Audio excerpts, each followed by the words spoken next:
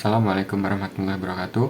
Perkenalkan, nama saya Rizky Anggara dengan NIM akhir 162 dari kelas N yang diampu oleh Bapak Dr. Anton Muhibudin. Pada hari ini kita akan membahas mengenai parasitoid kupu-kupu Dolichalia bisaltid. Jadi apa sih parasitoid itu? Parasitoid adalah organisme yang menghabiskan sebagian besar riwayat hidupnya dengan bergantung di atas organisme inang tunggal yang akhirnya membunuh dalam proses tersebut. Kemudian parasitoid mirip dengan parasit, kecuali dalam nasib inang tertentu. Dalam hubungan parasit dan inang hidup berdampingan tanpa kerusakan mematikan. Khasnya, parasit mengambil cukup bahan makanan untuk tumbuh tanpa mencegah inang berkembang biak. Dalam hubungan parasitoid, inang dibunuh normalnya sebelum melahirkan keturunan. Bila diperlakukan selagi bentuk parasitisme ialah nekrotof, kadang-kadang digunakan meskipun jarang. Kali ini kita akan membahas mengenai serangga Dolichalia bisaltid. Dolichalia bisaltid ini adalah salah satu spesies kupu-kupu. Larvanya berwarna hitam dengan 2 baris bintik-bintik putih di punggungnya. Kepala dengan sepasang duri bercabang, sisa segmen dengan punggung dan baris lateral duri bercabang biru di setiap sisinya. Mereka memakan Artocarpus, Pseuranthemum, Calicanthus, Ruellia, Girardina, Strobilus, dan Grapitohyllum. Kepompongnya berwarna kuning dengan banyak bintik hitam, terbatas di tengah, dan kepala diproduksi menjadi 2 poin. Kupu-kupu ini termasuk dalam famili Nymphalidae dan subfamili Nymphalidae. Menurut Peggy dan Amir pada tahun 2006, tumbuhan inang kupu-kupu famili Nymphalidae ini adalah jenis tumbuhan yang tergolong dalam famili Acanthaceae, Anaceae, Leguminosae, Compositae, dan Poaceae. Bisaltid ini adalah tergolong serangga herbivora yang bersifat polyphag. Tumbuhan inang sebagai sumber makanan larva sangat penting untuk keberlangsungan hidup kupu-kupu.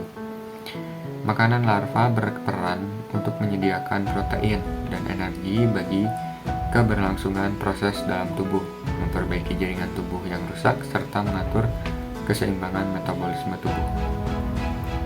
Jenis makanan larva dapat mempengaruhi pertumbuhan, perkembangan, reproduksi, dan sifat morfologi, ukuran, warna, dan lain-lainnya. Ketersediaan sumber pakan larva dan didukung kemampuan imago dalam meletakkan telur dan makanan larva sangat menentukan pertumbuhan dan keberlangsungan hidup larva. Stadia larva merupakan fase mengumpulkan cadangan makanan. Cadangan makanan tersebut kemudian digunakan selama masa pupa. Larva akan membentuk pupa apabila cadangan makanan dalam tubuhnya telah terpenuhi. Karenanya, lama hidup larva dapat dijadikan parameter untuk menentukan preferensi serta pengaruh suatu tanaman terhadap pertumbuhan dan perkembangan suatu serangga. Kupu-kupu serangga ini meletakkan telur pada daun tanaman. Kemudian, serangan dimulai setelah telur tersebut menetas. Selama stadia larva, satu ekor ulat ini mampu memakan daun tanaman G. pictum atau daun ungu sebanyak 369.085,9 mm persegi. Menurut Mardianingsih pada tahun 2008 dalam penelitiannya, tubuh ulat bisaltid ini mengandung alkaloid, flavonoid, glikosida, tanin, dan triterpenoid. Kandungan ini serupa dengan kandungan fitokimia yang ditemukan dari hasil analisa daun ungu. Berdasarkan hasil observasi dan kearifan lokal masyarakat Kepulauan Maluku, ulat serangga ini berfungsi sebagai obat yang memiliki khasiat serupa dengan daunnya. Menurut Humaida pada tahun 2008, Dalam aplikasinya, masyarakat setempat menggoreng ulat tanpa minyak, dan hasil gorengan tersebut ditumbuk dan dimasukkan ke dalam kapsul. Selain tanaman daun ungu, ulat pemakan daun, Debisaltid ini juga menyerang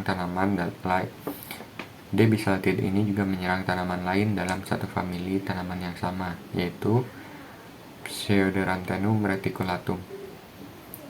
Tanaman ini umumnya ditanam sebagai tanaman hias di halaman rumah maupun tanaman di tengah-tengah kota. Pada beberapa lokasi penanaman P. reticulatum ini, misalnya yang ditanam di kampus Dramaga IPB, daun tanaman hias ini seringkali habis dimakan pada saat serangan tinggi ulat dari Bisaltid ini. Jadi selain berperan sebagai parasitoid, Debisaltid ini juga berperan sebagai hama pada tanaman tersebut. Sekian yang bisa saya sampaikan. Mohon maaf apabila ada kekurangan. Wassalamualaikum warahmatullahi wabarakatuh.